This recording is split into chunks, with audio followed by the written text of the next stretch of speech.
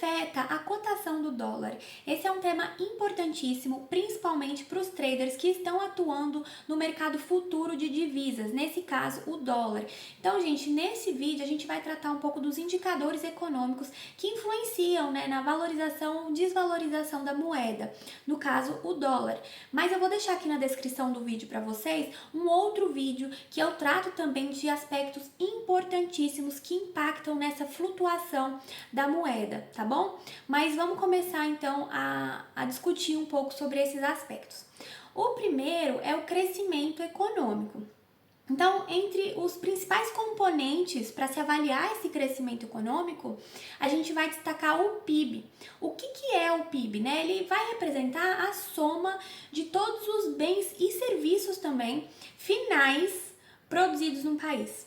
Então, gente, eu vou destacar um ponto importante para vocês, que é o seguinte: geralmente o PIB é considerado como um indicador de atraso.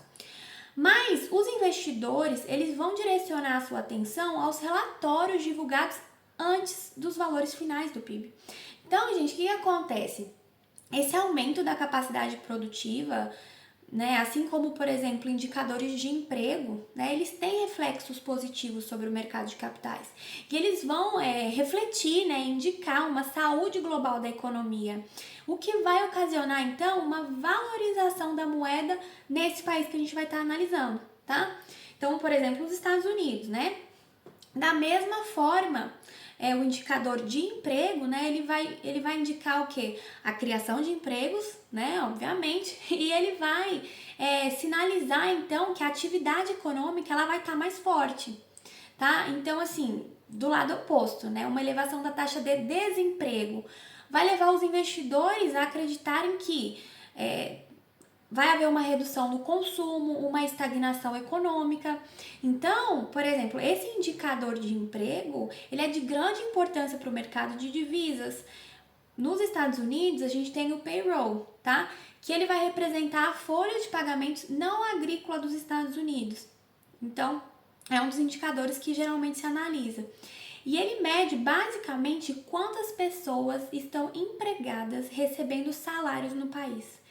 Esse é um indicador muito importante, né, econômico para os traders, porque você consegue analisar essa taxa de desemprego, assim como nos principais setores, né, que tiveram mais lucros ou não. Então, gente, basicamente, o aumento no número de pessoas empregadas vai gerar o quê? Aumento no consumo, crescimento econômico, maior investimento nos Estados Unidos. Então, o resultado do payroll acima do esperado, ele pode trazer, então, uma alta no dólar. Enquanto que um resultado abaixo do esperado pode ocasionar, né, uma queda do dólar frente a outras moedas. Outro indicador relevante é o Relatório Nacional de Emprego, ADP dos Estados Unidos, Automatic Data Processing. O que ele vai medir, gente? A variação mensal de emprego no setor privado, então, exceto agrícola, tá? Então, por exemplo, se a gente tem uma diminuição na taxa de desemprego, ela vai estar relacionada à alta ou à baixa do dólar? A alta do dólar, né? Enquanto que os valores inferiores, eles vão ser considerados como negativos, né? Baixos para o dólar, para essa cotação. O valor desses indicadores vocês conseguem através de diversas agências aí de informação financeira. Eu posso deixar alguns exemplos aqui para vocês na descrição, mas, por exemplo, a Bloomberg, Investing, tá? Vocês conseguem encontrar essas informações. Mas, de modo geral, o investidor, ele vai considerar que quanto maior, né, quanto mais forte for o crescimento e o desenvolvimento econômico de um determinado país, mais valorizada vai estar aquela moeda daquele país em relação a outras moedas, por exemplo, como o real, tá? Outro aspecto que a gente vai analisar aqui é a balança de pagamentos, tá? A balança de pagamentos, gente, ela é uma estrutura básica, né, de um país. E ela vai incluir diversos fatores ali, como, por exemplo, importação e exportação, serviços, né, lucros e dividendos, capital, que é o investimento estrangeiro e muitos outros, tá? Mas vamos considerar, então, a exportação e a importação. O que a gente consegue obter de informação por meio disso lá na balança de pagamentos? gente, a gente consegue obter, né, o grau de competitividade de uma economia. Então, por exemplo, quando o montante de exportação ele é superior à importação, a gente vai ter um superávit comercial. E no caso inverso, né, a gente vai dizer que há um déficit na economia. E o que acontece? Quando a gente aumenta, né, quando há, na verdade, né, um número de déficit, a gente observa isso, que gera, né, um efeito negativo na cotação da moeda. E por outro lado, uma situação de superávit, ela pode ocasionar uma reação mais positiva na economia, tá bom? E essa relação, ela vai afetar o câmbio. Outro aspecto importante são as taxas de juros. Gente, as taxas de juros também devem ser vistas com um olhar cuidadoso dos traders, especialmente as taxas de juros federais dos Estados Unidos, tá? Então, essa antecipação às alterações nas taxas de juros americanas vão sim constituir sinais de previsão para o mercado. Então, gente, essas taxas de juros, elas tendem a aumentar quando os investidores apostam na alta da inflação ou diminuir quando a atividade econômica abranda e essa inflação desacelera. Então, alguns componentes importantes para a taxa de juros, né, que para essa flutuação, aumento e diminuição, são os índices de preço do consumidor, né, IPC, as despesas do consumidor, níveis de emprego e desemprego, por exemplo, do setor imobiliário. Tudo isso são componentes importantes para o cálculo das taxas de juros, tá? Por via de regra, o que acontece?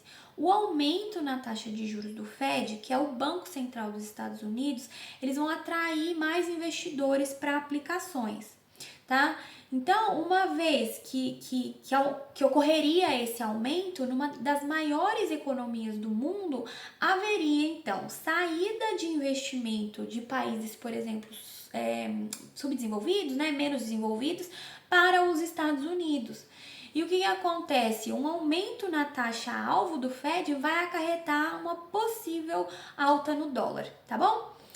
Outra questão importante que eu vou destacar aqui para vocês é a expectativa de inflação, que a gente já vem falando um pouquinho dela, né? Mas vamos tratar dela especificamente.